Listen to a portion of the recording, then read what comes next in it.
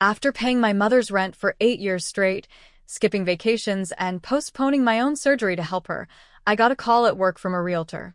"Your mother's house is up for sale," he said. Confused, I rushed over. My key didn't work. Through the window, I saw her laughing with my younger sister. "She's not on the deed anymore," my sister said, opening the door just enough to speak. "You were a placeholder. We found a better option." The door slammed in my face. I drove away, but I was already planning what they didn't expect. For 8 years, I paid my mom's rent. Every month, without fail. That's not an exaggeration. Rent was $1,200, and I sent it like clockwork. At first, I thought it was temporary. She lost her job, was behind on bills, and called me crying. Said she didn't want to end up living in her car. I was 29 at the time, working long shifts and trying to save for a house of my own, but how do you say no to that? I told her not to worry. I'd help until she got back on her feet. She never did. Or maybe she just never wanted to. Every year that passed, the story changed. "I'm looking for work," turned into, "I can't go back to work now, not with my knees." Then it was her blood pressure. Then the pandemic. Then she just stopped explaining altogether. But I kept paying. Vacations? Skipped. Friends' weddings? Missed. I even postponed a surgery for my torn ACL. Twice. I didn't have the money to take time off work, and I didn't want her to be at risk of eviction while I was recovering. People told me to stop. My ex begged me to set boundaries. She left partly because of it, said she couldn't build a life with someone who was always putting his family's needs ahead of his own. I thought she was being selfish. Now I see she was just being honest. But even with all of that, I never thought my mom would do what she did. It was a Thursday. I was at work at the tire shop. Just a regular day. Changing a tire on a Hyundai when my phone rang, unknown number. I almost didn't answer. "Hi, is this Jason Callahan?" the voice said. "This is Brian from Westside Realty. Just confirming the final walkthrough for the Southbridge property tomorrow." I said, "What property?" He told me it was for 14 Southbridge, my mom's address. I said, "There must be a mistake." He goes, "I spoke to your mother and her daughter already. It's listed and in escrow. Closing is set for next week." I didn't say anything after that. Just hung up and got in my car. When I got there, her car was parked outside. My younger sister's brand new Lexus was in the driveway too, the one she said she won at work. Right. I ran up to the door and tried my key. It didn't work. I stood there for a second, just confused. Then I knocked. No answer. I knocked again, louder. Then I looked through the front window. That's when I saw them. My mom and my sister sitting at the kitchen table, laughing. Drinking wine. Plates of food in front of them. Like it was a celebration. That's when I lost it. I banged on the door. "Mom." After a few seconds, my sister opened the door, just enough to peek her head out. She smiled. "Hey. You don't live here anymore." I said, "What are you talking about? I've been paying this rent for 8 years. She smirked. "She's not on the deed anymore." I said, "What does that even mean?" "You were a placeholder," she said, like it was nothing. "We found a better option." Then she closed the door. I stood there for a while. Didn't say anything. Didn't cry. Then I got in my car. Drove away. But in my head, I was already making a list. They had no idea what I knew. What I had saved. What I kept copies of. They used me like I was a bank. But I wasn't just some idiot they could discard. I had no intention of forgiving them. I was going to make sure they remembered this decision for the rest of their lives. I didn't go home that night. I parked in the Walmart lot and just sat there for hours thinking. At first, I felt stupid, embarrassed, like I'd been conned by my own blood. Then I got angry. The kind of cold anger that doesn't go away when you sleep, it just sharpens. I started going through my emails and text messages. I still had receipts going back years. Bank transfers, screenshots, even messages from my mom saying, "Can you send rent early this month?" I had spreadsheets too. I'm the type to track my money. I had everything. Then I remembered something she probably forgot. The house wasn't rented. She bought it back in 2014, right after my dad died. She used his life insurance money for the down payment. But she told me she couldn't afford the mortgage after losing her job, so I started covering it, thinking it was rent. But here's the twist. My name was never on the deed. But the mortgage? That had my name listed as a cosigner. I found the documents. She couldn't get approved a loan, so she used me. I was legally tied to that house. That meant she couldn't have sold it without my knowledge unless she forged something. Or unless the deed had been transferred behind my back. I made some calls. Quietly. I didn't want them to know I was looking into it yet. It took me less than 48 hours to get the truth. She signed the deed over to my sister 6 months ago. No notice to me. No letter. Nothing.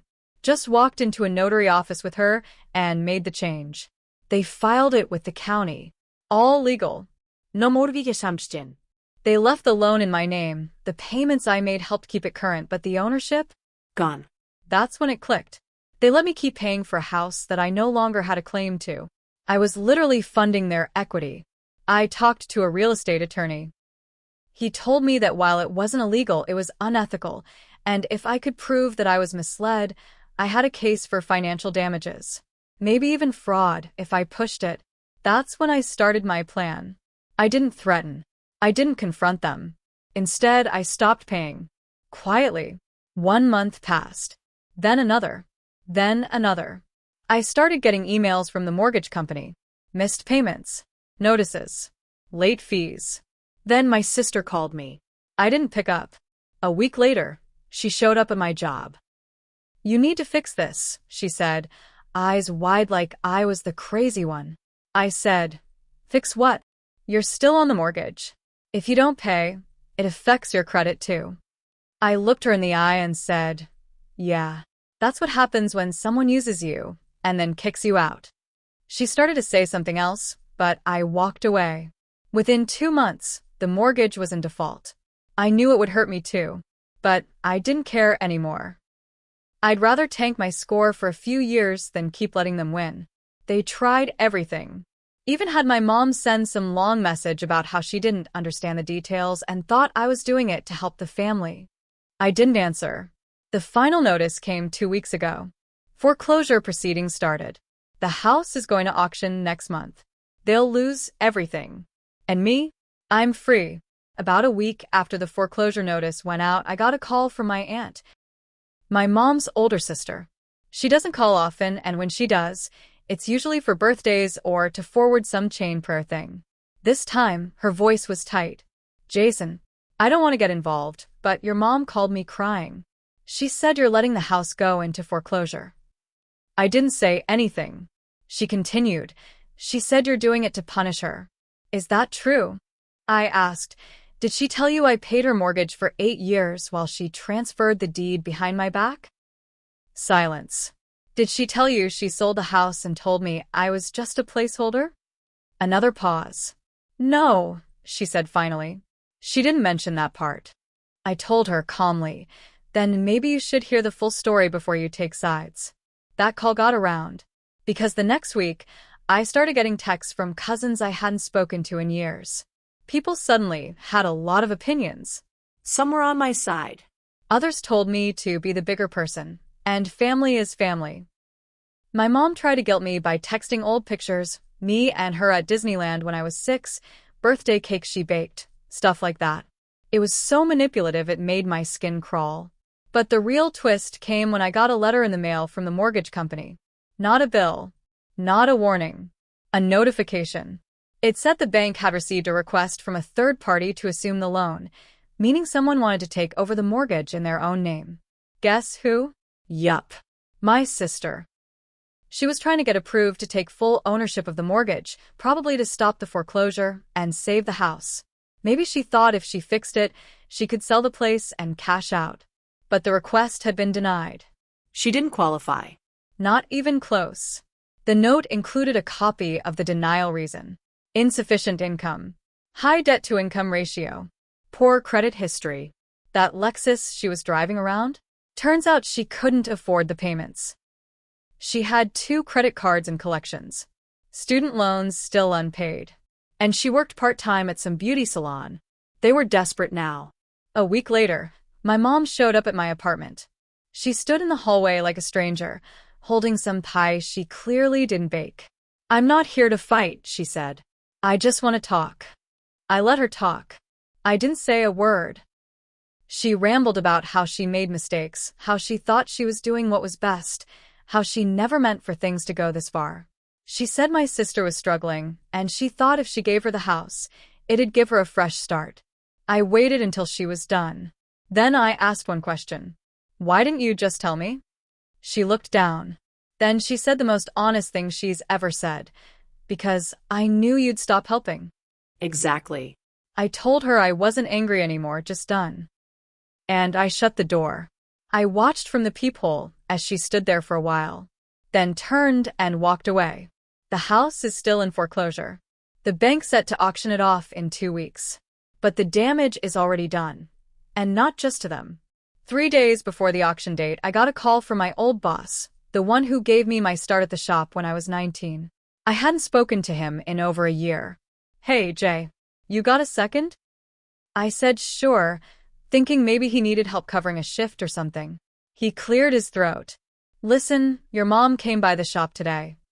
I sat up. What? "She said she was looking for you. She looked rough. Said she needed to talk.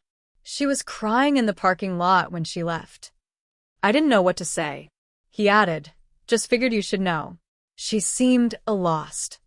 I thanked him, hung up, and sat in my car for almost an hour. I didn't want to care, but part of me still did. That was the part one hated most. That same night, I found out something else. My cousin, Rob, sent me a screenshot of a GoFundMe my sister had started. The title? "Help Save Our Family Home. After Unexpected Abandonment." They painted a picture of being abandoned by a family member who refused to pay the mortgage he co-signed and said they were about to become homeless because of legal complications. There were baby pictures of me, of her, photos of the house from better days. They made over $3,000 in 2 days. I read every word of that post, heart pounding. They told everyone I'd just left them, that I was cruel, that I refused to help my aging mother. None of the years I paid mattered. None of the sacrifices. None of the money I put in. To them, I was just the villain. That was when I knew this wasn't just about money anymore. They wanted sympathy. They wanted money from strangers. But most of all, they wanted to rewrite the story, to make me look like the problem. So, I made a decision. I gathered every document I had. Bank statements, emails, screenshots of texts from my mom asking for rent, a printout of the mortgage documents showing my name, copies of the deed transfer, the denial letter from the bank. Then I made a post of my own. Not on GoFundMe, on Facebook. Public. I didn't rant. I didn't insult anyone. I just laid out the timeline. The facts. Plain and simple. I said, if you've donated to a certain fundraiser, you deserve to know the full story. Within an hour, it was shared a dozen times. Within a day, the GoFundMe was taken down. Donors started asking for refunds. Someone even commented that they reported the campaign for fraud. My sister sent me a single text that night. "You're disgusting." I didn't reply. She made her bed. They both did. But I wasn't done yet. Because earlier that week, I'd also reached out to the bank. Told them I had reason to believe there had been misleading information involved in the deed transfer, that I'd been kept in the dark, while still financially responsible. They opened a review. Not to stop the foreclosure, it was too late for that, but to assess whether any wrongdoing had occurred. If the review found anything shady, it could delay the auction, freeze the process, and potentially trigger an investigation. That would go on their records. Publicly. I didn't care about the house anymore. I just wanted the truth to follow them. Everywhere. A week passed. The auction was postponed. No explanation given publicly, but I knew why. The bank had flagged the file. Pending internal review, the letter said. That bought time, and time was leverage. Then something weird happened. A man showed up at my job, dressed in business casual, mid-40s, clipboard in hand. He asked for me by name. "Are you Jason Callahan?" I nodded. He introduced himself as an investigator with the mortgage company's fraud unit. Said he was reviewing a complaint regarding possible misrepresentation in the handling of a property tied to my name. He wasn't rude, but he was sharp. We sat outside on a break bench while I walked him through everything: how I co-signed, how I paid, how the deed was transferred without notice, how they continued letting me make payments while stripping me of any legal claim. He asked a lot of questions. Took notes. Asked for documentation. I gave him everything. Emails, statements, screenshots, even the text where my sister said, "You were a placeholder." That one made him pause. He read it twice. Then he said, "Did they ever disclose to you in writing that the ownership had changed?" "No," I said. "I found out the day I showed up and my key didn't work." He nodded. "Okay." He left quietly, but his face said plenty. He didn't like what he saw.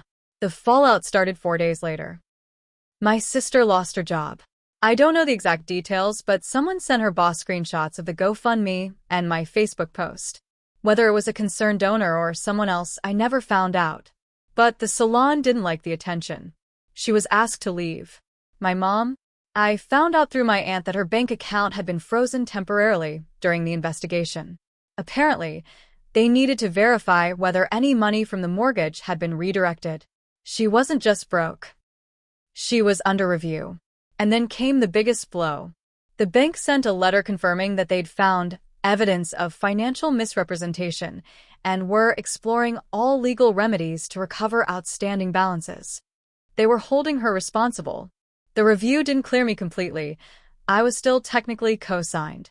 But it was clear I'd been misled, and they weren't done with her. I guess she thought signing the house over to my sister gave her an escape. But once the payment stopped, everything came crashing down. And here's the final twist: the house? It's worthless now. During all this, the pipes burst. No one caught it for days. Mold everywhere. The inspection photos were brutal. They can't sell it. The bank won't repair it. And the insurance claim? Denied due to negligence. So now it just sits there. Empty. Falling apart. Legally tied to the people who lied, manipulated, and used me. But every time I drive past it on my way home, I slow down just enough to look at the overgrown yard, the peeling paint, and the bent mailbox still bearing our last name. They thought they won when they took that house from me. They have no idea what it cost them. I still think about all the things I gave up to help them: the time, the money, the life I could have started for myself. But what really stays with me isn't the money or the house. It's how quickly they let me go the second I stopped being useful. I used to think love meant sacrifice. Now I know real love doesn't keep score, but it sure as hell doesn't erase you either.